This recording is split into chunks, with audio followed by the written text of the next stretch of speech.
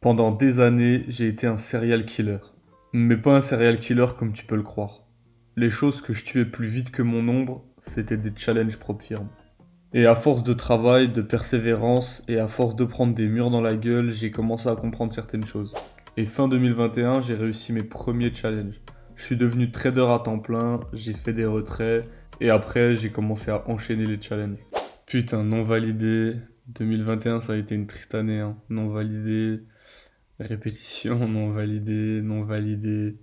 Et ça, c'est uniquement sur FTMO. Si je combine toutes les propres firmes, on peut facilement tripler. Et dans cette vidéo, je vais essayer de vous donner 5 vrais conseils sans aucun bullshit pour vous aider à réussir vos challenges en propre firme et devenir libre. Donc si vous voulez les mêmes résultats, regardez cette vidéo. Déjà, perso, mes premiers challenges, ouais, ça remonte, là je vais dans mes souvenirs, mais je les ai tous échoués parce que beaucoup de choses qui rentrent en jeu, mais déjà j'étais pas prêt. Gros manque de préparation sur mes premiers challenges. Dans le sens où les propres firmes, on est tous d'accord sur le fait que c'est une opportunité de fou, mais le problème c'est que ça réveille chez les gens cette ambition, cette envie de devenir riche rapidement. Et comme tu le sais sûrement, le trading, si tu veux devenir riche rapidement, c'est rarement la bonne idée. Le trading, ça demande du temps, ça demande du taf, ça demande des sacrifices, et je suis désolé de te le dire, mais t'es sûrement pas un génie, t'es sûrement pas plus intelligent que tout le monde. Donc, tout le monde met du taf, tout le monde met du temps, tu vas devoir mettre du taf, du temps, etc. Ça va te demander de l'expérience, ça va te demander des heures de travail, ça va te demander des heures de graphique. Il n'y a pas de secret. Donc, il y a très peu de chances que vous y arriviez sans préparation.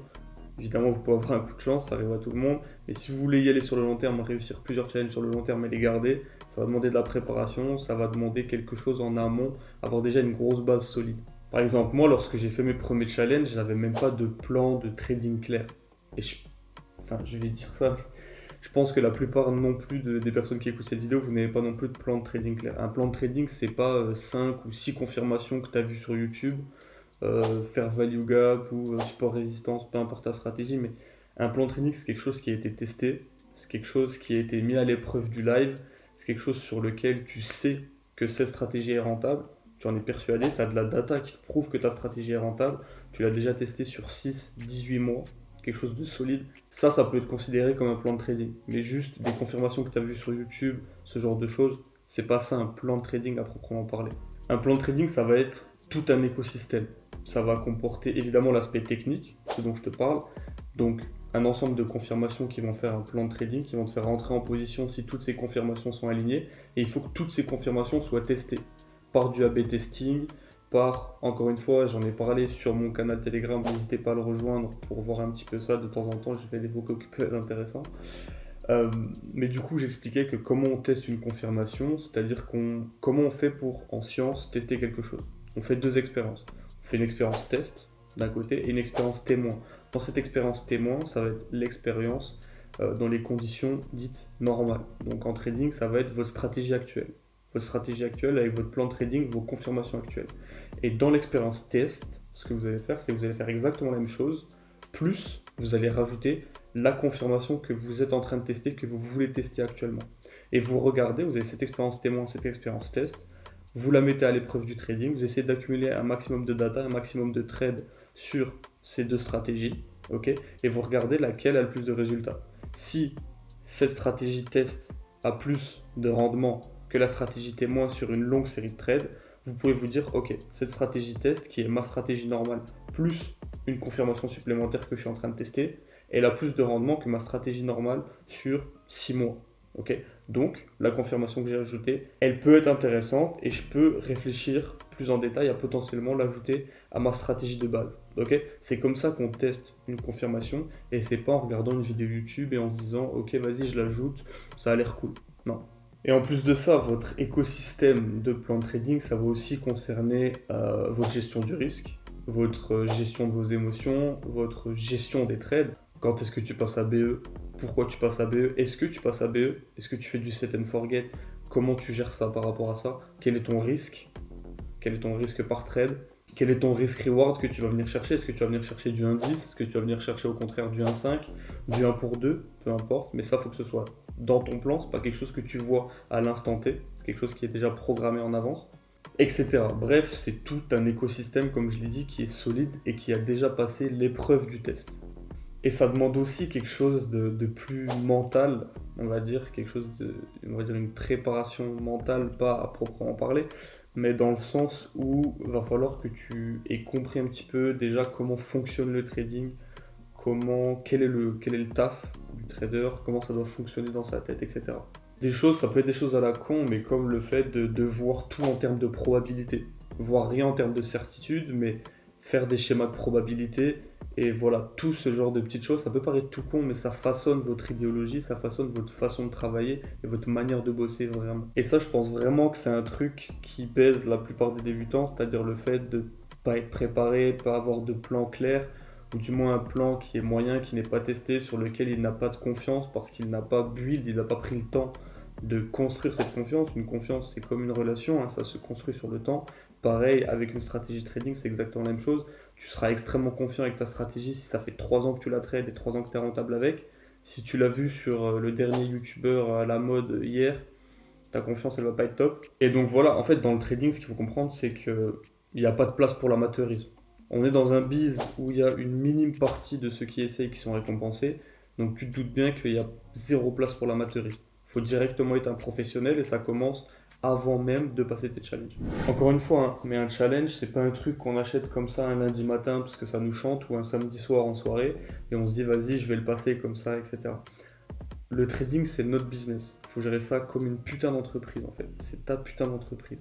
Donc gère ça proprement. Ton challenge, tu dois le choisir en fonction de sa taille, en fonction de son prix, en fonction de ce que tu veux en tirer et en fonction de ton niveau aussi. Si c'est ton premier challenge que tu traites depuis 3 mois, commence pas à prendre des 100K, 200K, etc. Tu vas les perdre dans tous les cas.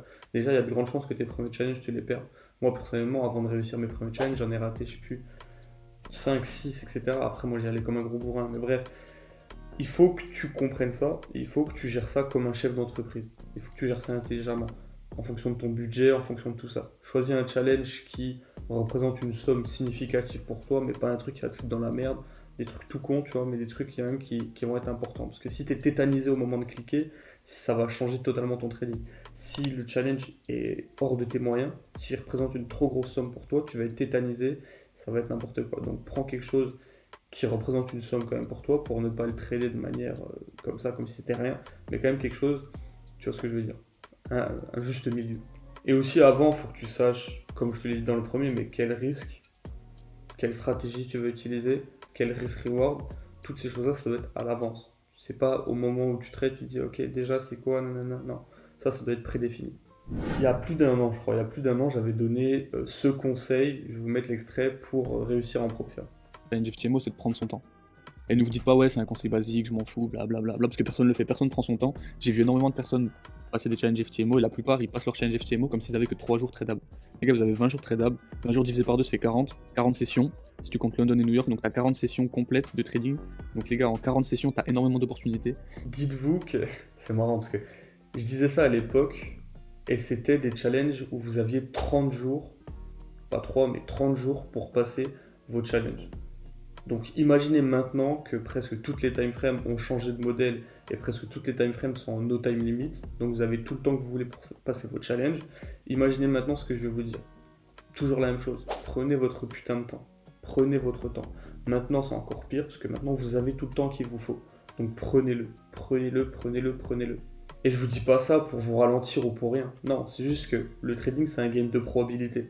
Donc laissez jouer les probabilités. Chaque stratégie a des phases très bonnes, des phases moyennes, des phases perdantes, etc. Donc si vous arrivez dans un challenge et que vous êtes sur une phase perdante et que vous essayez de le rusher, d'aller vite, etc., vous allez perdre votre challenge. Ok? Mais si vous savez que votre strat elle est bonne, etc., potentiellement vous allez sur une phase perdante lors du commencement de votre challenge, puis après vous allez avoir une bonne phase, etc. Le trading c'est comme ça, c'est des probabilités, il y a des bonnes, il y a des mauvaises phases, etc. Donc laissez jouer les probabilités, laissez le temps à votre stratégie d'évoluer et de voilà d'atteindre les objectifs. En fait, vous cramez les étapes dans le sens où essayer de passer les challenges vite, c'est un truc de mec qui s'est déjà tradé, qui a déjà réussi des challenges, qui a déjà eu des payouts, etc. Moi personnellement, quand on me pose la question, moi mes challenges je les passe en 2% et j'essaye de les passer vite, etc. parce que j'ai pas le temps ni l'envie de passer 1 mois, 2 mois, 3 mois sur un challenge. Vous voyez ce que je veux dire? Donc je les passe en 2%, j'essaye d'aller vite. Mais si c'est votre premier challenge, non. Non, mes premiers challenges, je les ai passés lentement, 1% de risque, etc. Je prenais le temps, nanana, vous voyez ce que je veux dire? Donc, rushez pas le process, ça prend du temps, prenez ce temps. Ensuite, le fait de trader le moins possible. Ça peut paraître contre-intuitif comme ça, mais je vais t'expliquer. Déjà, sur les marchés en trading, il n'y a pas de corrélation entre ton nombre de trades et ton pourcentage à la fin du mois. Dans le sens où c'est pas parce que tu trades énormément pendant un mois que tu vas faire beaucoup pendant ce mois-là. Et c'est pas parce que tu trades à peine pendant ce mois-là que tu vas pas faire d'argent pendant ce mois-là. J'ai tendance à dire qu'il y aurait plutôt une corrélation contraire. Plus tu trades, plus tes résultats ils sont bas en fait. Évidemment, ça va dépendre de la stratégie, ça va dépendre de tout un chacun. Mais personnellement, c'est ça. Et j'ai remarqué ça sur 90% des traders que j'ai pu voir. Dans le sens où les meilleurs traders, c'est ceux qui savent ne rien faire. C'est ceux qui savent attendre la bonne opportunité. Et ne pas cliquer partout comme si ils devaient prendre 15 trades à la minute. Non. Les meilleurs traders, c'est ceux qui savent être patients, qui savent quand il n'y a pas d'opportunité dans leur stratégie, tout simplement, et qui doivent patienter une semaine, 2 semaines, 3 semaines, potentiellement plus. Ok, ça peut arriver qu'il y ait 2, 3 semaines sans opportunité si tu as un plan qui est assez strict, ça peut arriver. Donc inutile de vouloir trader à tout prix. Non, attends les bonnes opportunités, attends la crème de la crème, les setups qui sont vraiment A+, les setups qui sont à 100% dans ton plan, et trade que ces setups-là. Donc voilà, toujours qualité avant quantité. Ok, cinquième conseil, arrêtez de faire les tapettes. Ok, utilisez un risque normal. J'en ai marre de voir des mecs qui essayent de passer des challenges en 0,15, 0,25, même 0,5% de risque. J'en ai marre de vous voir faire ça, les gars. Les gars, de quoi vous avez peur? De quoi vous avez peur? Ben, je vais vous dire de quoi vous avez peur, c'est que vous n'avez pas confiance. C'est sûr, c'est un manque de confiance. Soit c'est en vous, c'est que vous n'êtes pas prouvé à vous-même que vous étiez des bons traders, vous n'êtes pas prouvé à vous-même que vous savez suivre un système avec discipline, ou alors vous n'avez pas confiance en votre stratégie. C'est un des deux, ou les deux, potentiellement les deux. Vous n'avez pas build la confiance en votre stratégie, en la tradant sur du long terme et en vous prouvant à vous-même que vous étiez rentable. Si vous aviez 6 mois, 1 an, 2 ans, 3 ans, 4 ans de data qui prouvent que votre stratégie elle est rentable sur le long terme, est-ce que vous auriez peur de trader? Non.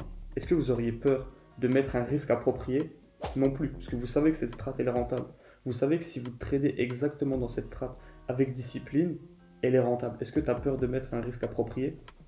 Non, beaucoup moins. Tu as peur de mettre un risque approprié parce que tu n'es pas confiant en ta strat. Tu ne sais pas si vraiment elle est rentable. Certes, tu penses qu'elle est rentable. Logique, sinon tu ne la traderais pas. Mais tu n'en es pas sûr au fond de toi, au fond de ton âme. Tu n'as pas la data qui le prouve. Et en plus, tu n'es pas confiant en toi-même. Tu ne t'es jamais prouvé à toi-même que tu étais rentable. Ok? C'est normal, on passe tous par là. Il y a des étapes. Comme je l'ai dit tout à l'heure, on passe tous par là. C'est des étapes. Mais il faut te le prouver à toi-même. Ok, sinon ça va être compliqué de passer des challenges. Donc rester en 0,25% de risque pour prendre tout et n'importe quoi comme setup, c'est pas la bonne façon d'opérer. Vaut mieux augmenter son risque, passer par exemple à du 1% de risque par trade et augmenter la qualité des setups que vous allez prendre. Vous prenez moins de setups avec un plus gros risque. Ok, plus de qualité dans vos setups et plus de risque aussi. Parce que concrètement, quand vous passez en 0,5, admettons, vous vous tirez une balle dans le pied. Déjà que c'est galère de faire les 10% des challenges, si vous êtes en 0,25, vous devez doubler. C'est-à-dire que vous devez faire 20 R. Au lieu de faire 10 R à 1% de risque, vous devez faire 20 R en 0,5% de risque. Vous doublez la tâche déjà dure, la tâche déjà difficile, la tâche que vous galérez depuis un moment sûrement, que vous avez déjà raté plusieurs fois. Vous la galérez par peur en fait. C'est vraiment uniquement de la peur et c'est une peur qui n'a pas lieu d'être. C'est pour ça que je dis ça, c'est que de la bienveillance, c'est pas pour je sais pas quoi, vous voyez ce que je veux dire, c'est juste pour vous dire que voilà, faites ce travail, augmentez les risques, n'ayez pas peur de ça, et, voilà, ça devrait le faire. Après, si une fois que tu as le challenge sur ton vrai compte Funded, tu veux passer en 0,5, il n'y a pas de problème, passe en 0,5, c'est ton compte Funded, t'en fais ce que tu veux. Mais pour le passer, je pense que c'est plus judicieux de rester sur du 1% de risque, quelque chose comme ça. Et pareil, admettons que tu es en 1% de risque, commencez pas à paniquer si vous faites une perte, 2 pertes, peut-être 3 pertes, comme je l'ai dit tout à l'heure. Chaque stratégie, vous aurez des séries de pertes. Vous aurez des pertes, ça fait partie du trading, et vous aurez des séries de pertes. Toutes les stratégies, c'est comme ça. Moi, j'ai des séries de pertes. Tous les traders que je connais, même des traders qui font des sommes astronomiques d'argent, ils ont aussi des séries de pertes. Il n'y a pas de secret. Le trading, ça vient avec des pertes. Donc tu vas faire une perte, tu vas faire 2 pertes, tu vas faire 3 pertes. Tu es à moins 3% si tu as 1% de risque. Et alors? C'est le jeu. C'est le jeu. Ta stratégie, comme je dis, il y a des bas, il y a des hauts, il y a des bas, il y a des hauts, etc. Faut juste continuer d'appliquer ta stratégie avec discipline. Et bam, tu prends tes trades un par un, un par un, un par un, un par un, et tu stresses pas. Et encore une fois, on revient au point numéro un, mais si tu sais que ta strat elle est rentable, malgré les séries de pertes, si tu as déjà vu dans ta data sur les 3 dernières années, je dis ça comme ça peut paraître beaucoup, mais vous voyez ce que je veux dire, euh, si tu as déjà vu que ta strat est rentable, malgré les séries de pertes, tu vas pas paniquer pendant ces séries de pertes. Parce que tu vas dire, série de pertes, c'est un mardi comme les autres. Je connais les séries de pertes. J'en ai déjà vécu plein, j'en vivrai plein dans le futur. C'est comme ça. Et c'est comme ça qu'il faut réagir, parce que c'est la vérité. Série de pertes, ça veut rien dire. C'est pas pour autant que ta stratégie est mauvaise, c'est pas pour autant que tu es un mauvais trader. C'est juste que voilà, c'est pas le meilleur moment de ta strat. Mais ça fait partie, il y en a dans toutes les strats, tous les traders ont des séries de pertes. Mais si tu as cette data, si tu as ce sac de données qui te prouve que malgré ces séries de pertes, tu vas être rentable à la fin, bah, ce sera beaucoup plus simple pour toi de suivre cette stratégie, de suivre la stratégie, même quand c'est difficile. Ok? Parce que tu auras déjà cette preuve en amont. C'est pour ça que je vous ai dit ça lors du point numéro 1. Parce que si tu expériences encore au milieu du challenge, si tu expériences tes premières séries de pertes, etc., que tu n'es pas trop sûr de ça, de ta strat, ça va te bouffer. Et psychologiquement, ça va être super dur. Ça va être super dur. Donc, c'est pour ça que la préparation en amont du challenge, elle est importante. Ok les gars, c'est la fin de cette vidéo, j'espère que vous avez apprécié la valeur que je vous ai apportée dans ces 5 conseils et je vous conseille de tous les appliquer au plus vite si vous voulez avoir des résultats. À part ça, n'oubliez pas de liker, commenter et vous abonner à la chaîne et on se retrouve très vite pour de nouvelles vidéos. Ciao.